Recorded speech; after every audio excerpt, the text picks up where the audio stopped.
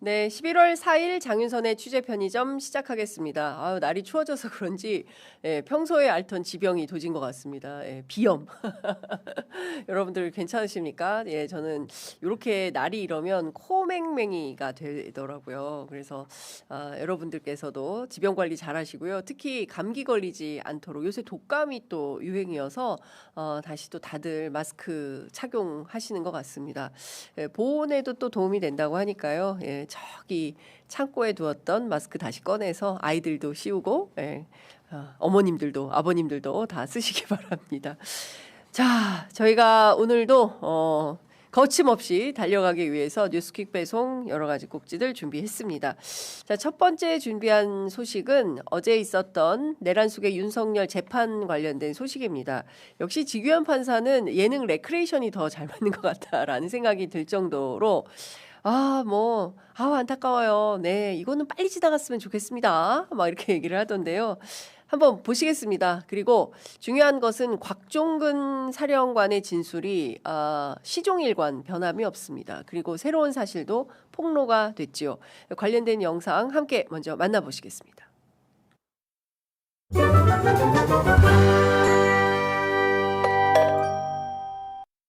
근데 지금 장관한테 그 지시는 받았죠. 실탄 장병들한테 개인 휴대 시키지 말아라. 그 지시는 받았죠. 장관한테. 그날 말입니까? 네. 김종인 장관이 그렇게 얘기를 했답니까? 아니 그러면 그냥 스스로 실무장 시키지 말라고 밑에 지시한 겁니까?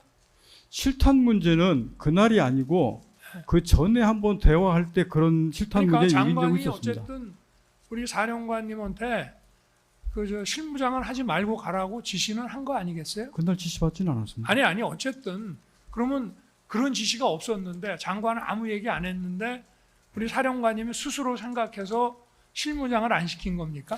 실탄을 개인에 주지 말라는 거는 제가 시켰습니다. 그러니까 장관 지시 없이? 개인에 주지 말라는 건 제가 시켰고 그러면 실탄 휴대 문제하고 공포탄 휴대 문제 네. 논의하는 과정은 아마 알겠습니다. 있었던 것 같습니다. 그러면은 스스로 그러면 실무장을 시키지 말라고 그랬다고 하면은 그러면 그 확보라고 하는 게 결국은 어떤 그 공공의 질서 유지라는 거 위해서 어떤 민간이라든가 이런데 억압적이거나 이런 거 안 하고 질서 유지하러 그냥 들어갔다는 게 머릿속에 있는 거네. 거점 확보라고 하는 게. 그거는 말씀하시는 질서 유지는 도저히 제가 수긍할 수 없고 그거는 그 전이 됐든 중이 됐든 질서 유지 시민보호라는 말은 자체는 들어본 적이 없고 여기서 물어봤기 때문에 네. 제가 장관한테 이게 어떤 계엄이고 규모가 어느 정도 군이 투입이 되면 뭐 이게 정말 확 없는 겁니까? 아니면 이게 뭡니까?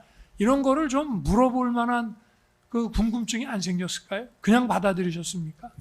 뭐라고 하던가요? 말씀하신 부분들은 지금에 와서 네. 그렇게 말씀을 하시면 네. 솔직히 말씀하면 제가 되묻고 싶은 부분입니다. 네.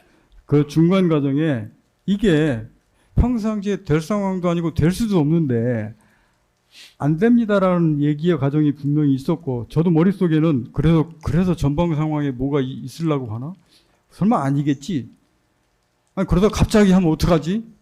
이게 지금 12월 3일까지 머리에 있다가 3일 날에 이제 갑자기 한 상황으로 얘기했는데 아니 제가 왜 그 왜 상황을 박사령관께 여쭤보냐면은 이제 군인들 입장에서는 뭐 이게 전시 교전 이런 것만 생각을 하지만 사실 우리나라에서 그 합참에도 계엄과가 있지만 전시 상황에서 바로 계엄이 선포된 적이 없습니다. 다 집회 시위라든지 뭐 이런 과격 시위 이런 것 때문에 이제 계엄이 됐고 6.25 사변 때도 부산 정치 파동 때 계엄이 이제 된 건데 이제 어떤 그 계엄을 생각을 이제 했느냐 하는 거 하고 본인은 이게 뭐 상황이 안 된다고 말씀을 하셨지만 아까도 뭐 의원을 끌어내는 게 현실적으로 지금 병력도 부족하고 또 사실 아까 YTN 보면서 대통령하고 같은 화면을 봤다는데 저는 그 화면을 그 순간 같이 봤는지 어떤지는 모르겠습니다만은 어쨌든 그러면 전 세계로 중계 방송이 되는데 그 국회 본회의장에 저 특수부대가 들어가서 의원을 끄집어내고 이러면은 그거 진짜 아무리 무슨 독재자라 그래도 그거 성하겠습니까? 제가 느끼기에는 김용현 전 장관하고 지금 말씀하신 부분들은 좀 결이 다르거나 격이 좀 있다라는 생각을 좀 갖게 됐습니다. 만약에 김용현 전 장관이 중간 과정에 저희 말씀하셨듯이 야 이번 비상계엄이 정말로 들어가서 경고하고 시민보호하고 짧게 하고 빨리 빠질 거야 라고 그런 얘기를 정말 했다고 공론의 자리에서 그 얘기를 꺼냈다면 군복을 입고 있는 사람이 아니 그럼 거기에 군이 왜 들어갑니까? 그냥 경찰 넣으면 되지. 왜 그렇게 됩니까? 앞서서 말씀드린 될상황도 될 수도 없는데 그걸 왜 들어갑니까? 라고 되물었는데 선포됐으니까.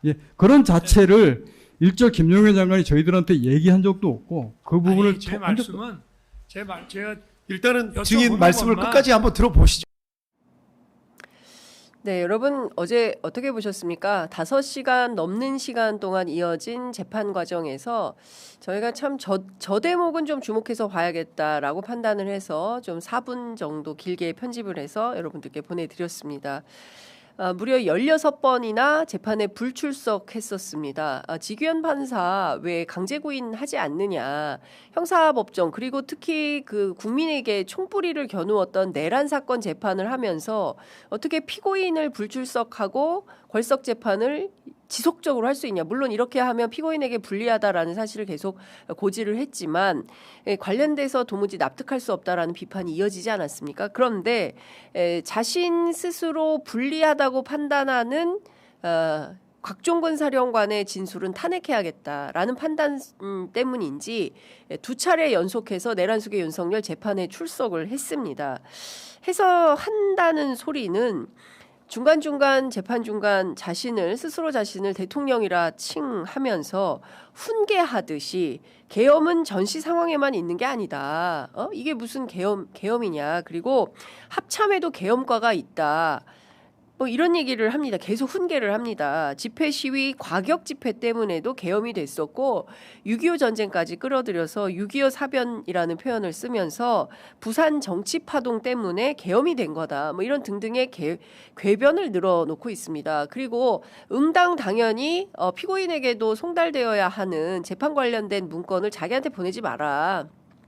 뭐 자꾸 법원 주사보로 저한테 보내는데 이거 그냥 변호인한테 보내라. 그러니까 지규현 판사가 이거는 그 피고인에게도 가고 변호인에게도 동시 송달이 되는 거다. 근데 왜 이걸 그랬더니 뭐 모든 게 만사가 귀찮다는 듯이 이거 다 나한테 보내냐 변호인에게 줘라. 그러니까 과정 절차 뭐 이런 것을 계속 문제 삼으면서 이거 자기는 죄가 없다. 자기는 잘못한 게 없다. 비상계엄 그거 합참에도 계엄과가 있고 시위가 과격해지면 얼마든지 할 수 있는 거지 그게 문제냐. 그런데 그때 시위가 과격해진 적이 있습니까? 과격 시위가 있었습니까?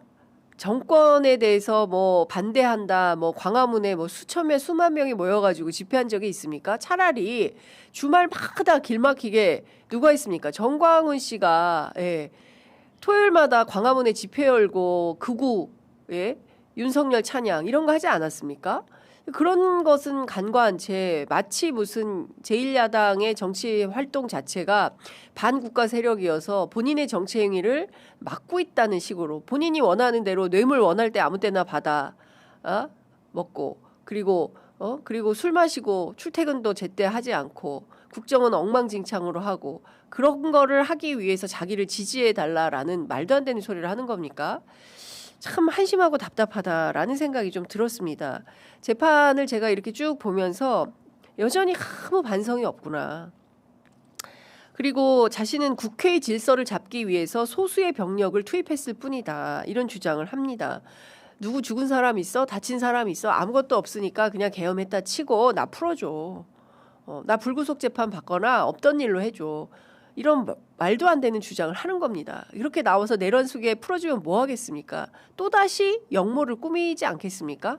이 판을 그 얘기하지 않습니까? 곽종근 사령관을 향해서 그 장관한테 물어봤냐? 이거 정말 뭐 엎어버리자는 건지 뭔지 확실하게 어떤 건지 물어보기나 했냐? 계속 그런 주장을 하는 것이죠. 답답합니다. 무엇보다 직접 육성이 나온 것은 아닌 것 같습니다. 제가 여러 매체들을 다 확인을 했는데 비공개를 하기로 한 것 같기도 하고요. 제가 오늘 법조 출입 기자를 통해서 확인을 좀 해보겠지만 곽종근 사령관 입에서 지금까지 단 한 번도 나오지 않았던 새로운 사실이 나왔습니다. 작년 그 국군의 날 회동에서 당시 대통령이던 내란 속의 윤석열이 한동훈 전 국민의힘 대표 등 정치인들을 여럿 거론하면서 내 앞으로 데리고 와라. 그러면 내가 총으로 쏴서 죽이겠다. 이런 발언을 했다고 폭로한 것입니다. 한동훈하고 일부 정치인들 호명하면서 윤 전 대통령이 당신 앞에, 그러니까 그 재판에서 지금 앞서 보신 것처럼 마주 앉아서 티키타카 하고 있지 않습니까? 그 자리에서 본인 앞에 잡아와라. 거의 무슨 원님 앞에 잡아들여라. 뭐 거의 이런 호령하는 수준이죠. 당신이 총으로 쏴서 죽이겠다고 했다. 이렇게 증언을 한 것입니다. 이런 얘기를 했다는 거죠. 내란 속의 윤석열이 곽종근 사령관에게 했다는 얘기입니다. 국군의 날이 군인 생일이잖아. 저녁을 건너뛰고 넘어가기에 못해서 군 사령관 등을 내가 초대를 많이 했더니 많이 못 온다고 해서 만찬장 말고 관저 주거공간 식당에서 식사를 한 건데 여기에서 본인이 김치찌개 끓이고 계란말이 했다는 거예요. 여러 사람이 많이 와 있는데 거기서 시국 얘기하는 건 아니지 않나? 살짝 반말을 합니다. 재판장에서, 재판정 안에서도 살짝 반말을 섞어요. 그러면서 이렇게 얘기를 하니까 곽 사령관이 이렇게 얘기합니다. 그렇게까지 말씀하시니까 지금까지 못한 증언을 하겠다. 분명히 한동훈 얘기를 했다. 이렇게 얘기를 합니다. 그렇게 입을 떼자 한 전 대표 총으로 쏴서 죽이겠다고 하지 않았냐. 특검 조사에서도 하지 않은 얘기다. 이제 이렇게 얘기를 합니다. 이런 얘기가 나오니까 사실이 아니라는 듯이 약간 비웃음의 표정을 지으면서 직접 반박하지는 않고 변호인단을 통해서 별도의 입장을 냈습니다. 일부러 얘기를 안 했고 한동훈 얘기만 한 거다라고 얘기를 한 건데요. 다 떠나서 곽 전 사령관은 특검이 이 발언이 도대체 어떤 맥락에서 나온 거냐라고 특검 측이 질의하니까 전국의 어려움을 토로하면서 그게 다 연계돼서 하셨던 말씀으로 기억한다. 그러니까 내가 정치를 막 하고 싶은데 야당이 반대하고 심지어 여당의 대표인 당시에 여당의 대표인 한동훈 대표 그렇게 아끼던 뭐 동생같이 김건희 씨가 뭐 멸치볶음 반찬 싸주고 어디 갈 때마다 넥타이 선물해주고 친동생처럼 아꼈던 한동훈마저도 자기한테 반기를 드니까 총으로 쏴 죽이게 데리고 와라 끌고 와라 뭐 이런 식의 얘기를 한 거다라는 생각이 좀 드는 겁니다. 자, 저는 다 떠나서 민주사회에서 사람을 이렇게 죽여도 됩니까? 스스로 살인자가 되려고 한 걸까요? 본인은 그렇게 해도 된다고 오판 또는 과신한 걸까요? 본인 스스로 손바닥에 왕자 쓰고 나오더니 정말 왕처럼 행세를 하려고 했었구나. 그래서 끝내 비상계엄을 통해서 다 죽여버리려고 했었구나. 라는 생각이 좀 듭니다. 관련해서 한동훈 전 대표가 페이스북에 글을 남겼습니다.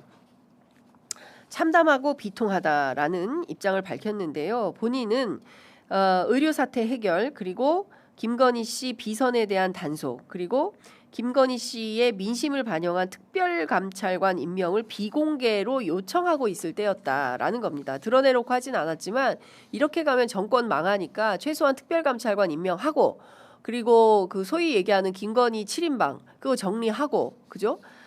뿐만 아니라 의료와 관련해서도 뭐 무조건 2,000명 이거 하는 게 아니라 어떻게 하는 것이 핵심 쟁점이냐. 중요한 것은 공공의료를 확장하는 건데 모르겠습니다. 한동훈 대표가 거기까지 얘기했는지는 모르겠지만 의료계하고 그 문제를 풀지 않으면 전국에 상당히 어려움이 있을 거다라는 얘기를 해주던 시기였다라는 것입니다. 다 떠나서 뭐 본인 함께 그 호흡해왔던 선배 아니겠습니까? 이 선배한테 이런 얘기를 들었다고 한다면 마음이 많이 무거울 것 같습니다. 어찌됐든 그 충격적인 발언이 계속 나오고 있습니다. 그리고 윤이라는 사람이 왜 비상계엄을 하려고 했었던가 재판 과정에서 훨씬 더 명징해지고 정확해지고 있다. 그것은 본인에 반대하는 모든 사람들을 다 척결 또는 척사 죽여버릴 생각을 했던 거네라는 결론에 이르게 됩니다. 반대자는 용납하지 않겠다. 캄보디아 훈센처럼 해보려고 했었던 건가 싶기도 합니다. 자, 다음 준비한 소식 넘어가겠습니다.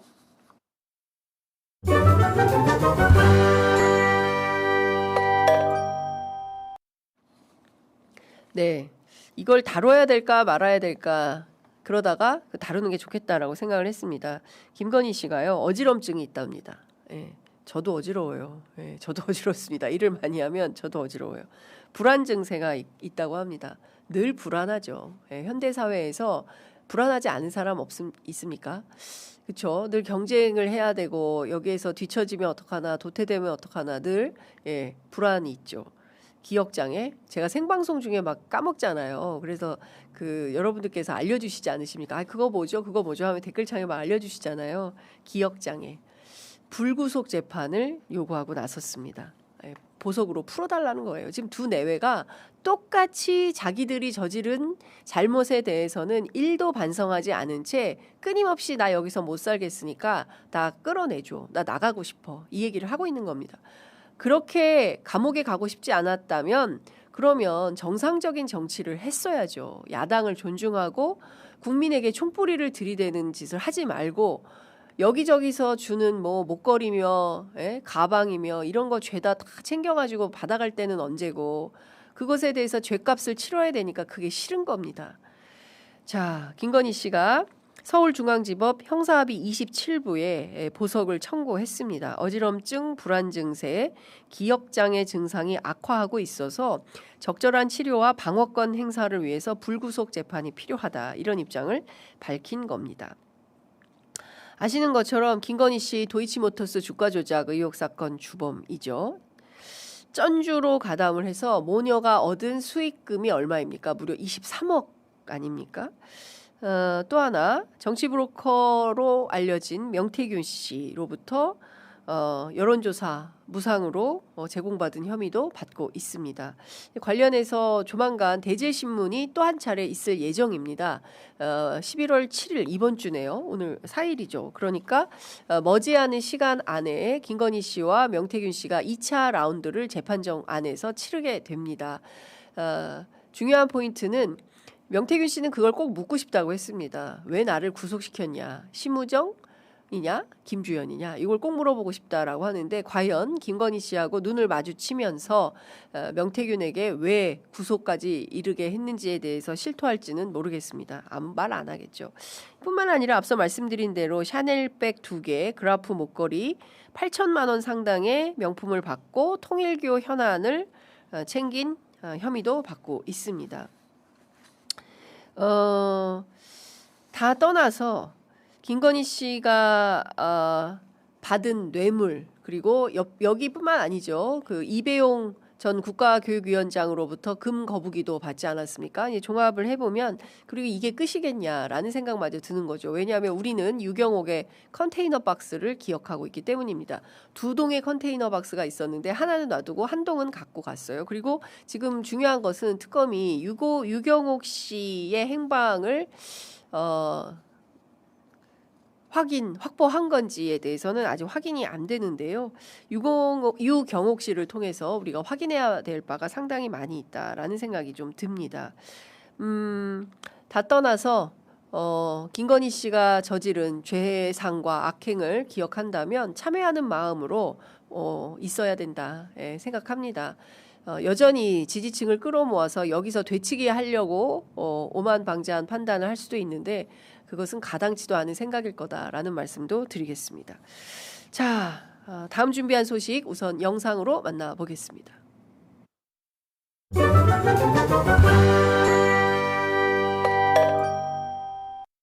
많은 분들이 문의가 있어서요.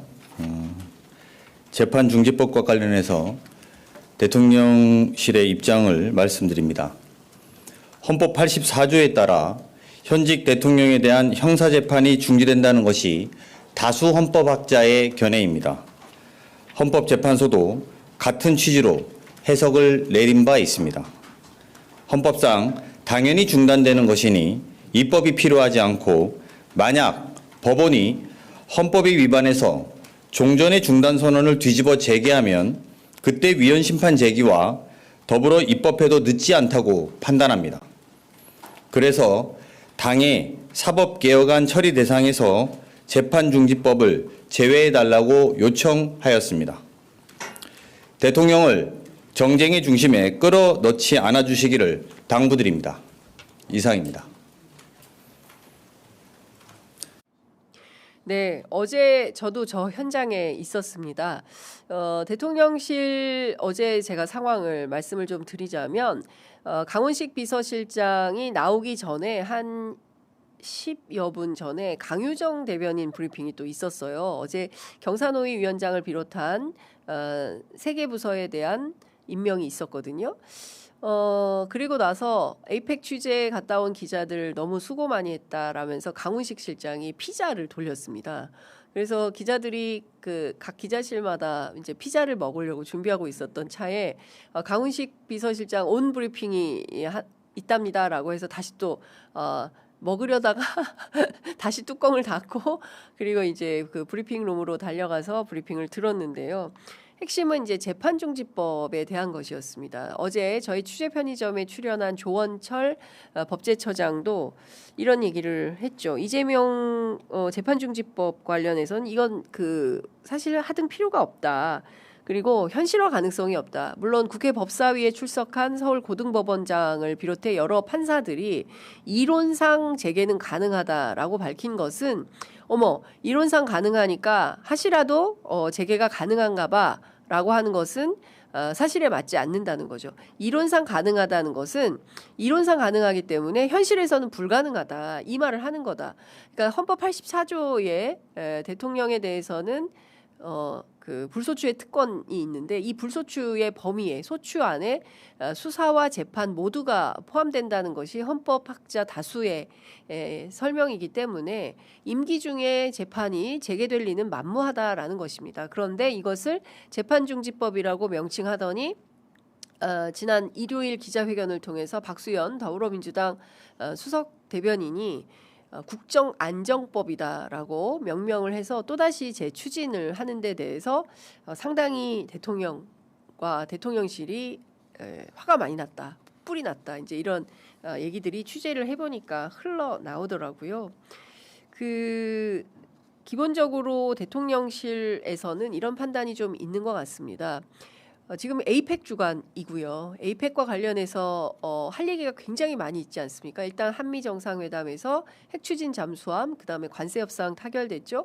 그렇지만 관세 협상과 관련해서도 이번 주 안에 팩트 시트가 나올 예정인데 이 팩트 시트 안에 어떤 내용들이 담길지 랭귀지 조율을 하고 있다. 그래서 랭귀지 조율이 뭐냐, 이제 안보실장의 랭귀지 조율이 뭐냐, 이제 이거를 기자들이 막 취재를 했는데 문구 조정이라는 표현이 정확하다고 합니다. 그러니까 문구 조정 정도만 남아 있으니 이번 주 안에 이제 마무리 완성이 될 텐데, 그거 나오면 그것도 우리가 상세하게 살펴봐야 되겠죠.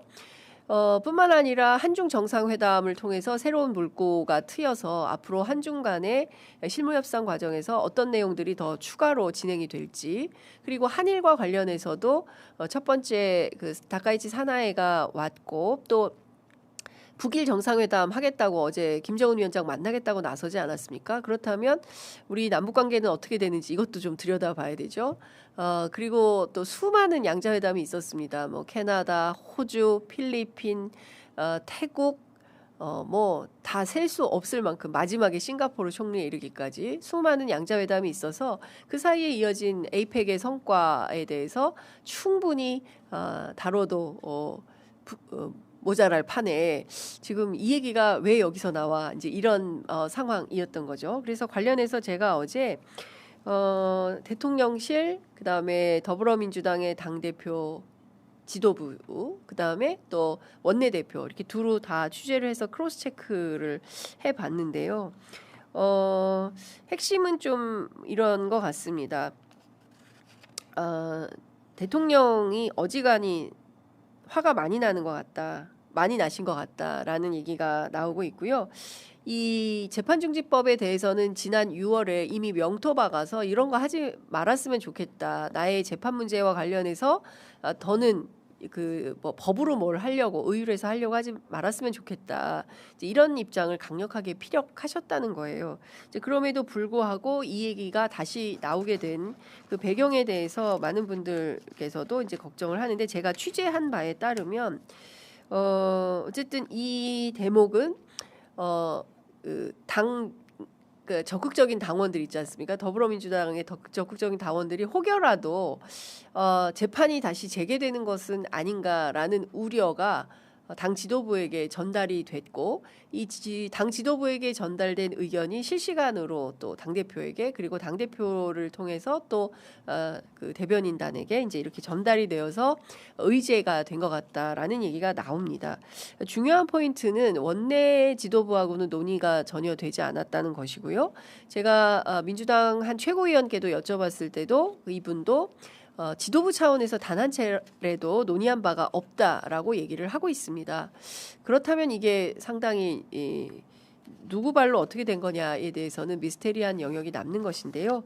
그 부분에 대해서는 제가 구체적으로 말씀드리지는 않겠습니다. 근데 중요한 것은 정치에서 아무리 이제 당도 중요하고 또 정치인들 개개인별로도 굉장히 중요하지만 지금은 비상계엄을 딛고 응원봉을 들어서 민주주의를 극복하고 새로운 정부가 탄생했고 여전히 이 정부의 갈 길을 가로막고 또 발목 잡고 있는 행태들이 벌어지고 있지 않습니까?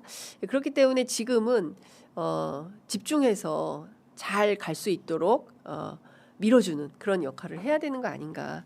제가 좀 오늘 말이 어렵죠. 많이 어렵습니다. 네, 애청자 여러분들께서 양해해 주실 거라고 생각을 하고요.